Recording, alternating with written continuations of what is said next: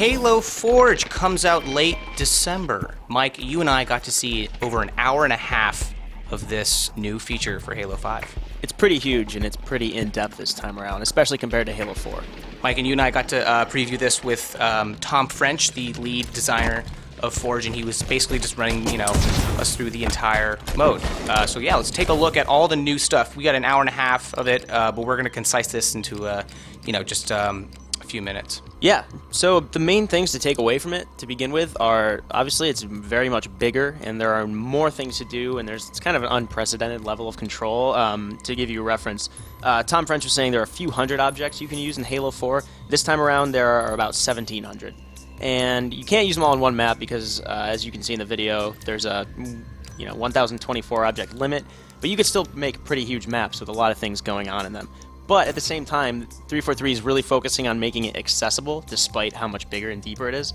And that comes from new controls, just better visual cues within the environment, and just like small touches all around that are kind of going to increase the ease of use for people that are veterans with Forge or people that just really want to get into it for the first time. Right. Here's an example of the terrain. So he basically grouped these together and was able to move them all together at once. Not just that, but pick the parent or pick like the center of the axis of the entire grouping that he created. Yeah, because in Halo 4, you would have had to, say you create something you really like, but then you're like, oh shit, I want to really move it across the map. You'd have to do piece by piece and then make sure the measurements are the same and that they're snapping to it the same part.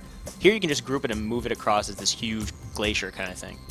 Here was something he showed us was, they also have a wide range of effects, that really stylize your map. So here's, effects on a pig's eye. Yeah, so say you're making an industrial map, kind of like something that's really just, you want to really get across the idea of machinery and kind of these moving parts, and then you put sparks in the wall, and it kind of really sells that, kind of like almost like a factory or a plant that you're kind of fighting through, and it really just adds more detail to the world you're creating. It narrows the scope from big to small, and you kind of have control over a lot of it.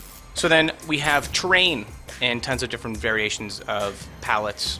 Which ones do we have? Yeah, so you pick a terrain palette to begin with, and there are 4 right now, and each of these are huge. Tom French was saying you could build 3 or 4 of your own maps inside each terrain palette. Obviously, the object count would prevent you from doing anything too huge, but theoretically you could have 4 individual maps, if they're small enough, connected by teleporters across these huge environments. You can kind of see glaciers, mountainous areas, up until you see those diamond things in the background. Those are pretty much the boundaries. You can build anything you want inside that, making sure you don't actually exceed the object limit. He even said it like you're not using the entire map, only because it will be a very slow game. Just everyone, it would be so spread out. Like you're using like just a section, just a certain area.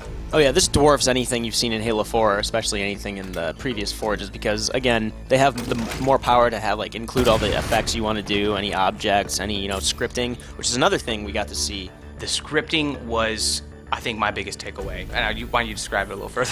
Yeah, so once you have 2 objects, you pretty much just have to link them by channels. I forget how many available channels there are. There's Alpha, Bravo, Charlie. And anytime you activate a switch on the Alpha channel, say, any other object on the Alpha channel will react in a way that you make it, which, again, the in-game world has these visual cues to show you what to do. So the cylinder, when he showed us, had this upward arrow that kind of indicates if you press the switch and it's on the same channel, it's going to shoot upwards. And it's pretty crazy how easy it seemed when he did this. So I'm really excited to see what me and you and then tons of players can actually come up with. Maybe, the next Griff Ball will come out of Halo 5's Forge because of how easy it is to use. So another big add was features like time of day, so you could change from morning, midnight to afternoon, and then even as something maybe you wouldn't be ideal, but you could do like kind of like Instagram filters, which were you could stylize, make like a World War II themed film grain or something.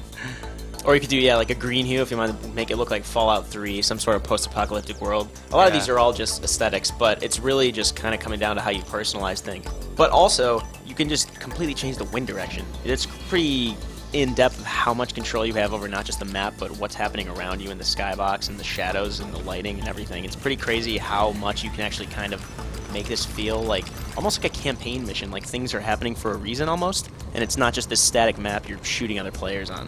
And to further stylize it, you can also control the opening and closing cinematics. If you've been playing Halo 5 multiplayer, you know that it'll show your team kind of, strike these poses with their guns on their shoulders or just holding a the assault rifle across their chest, and then it'll cut into the match. You can control what the camera does there. You can pan it and then kind of zoom out as you're going to make it a little more stylistic. It's nothing that's going to really affect the gameplay, but it's still pretty cool. Like, if you're already personalizing everything, it's just another level of that. And not even just intro outro implications, but machinima, which was huge, which is also really bizarre to think about because that's not really a game, that's making a movie.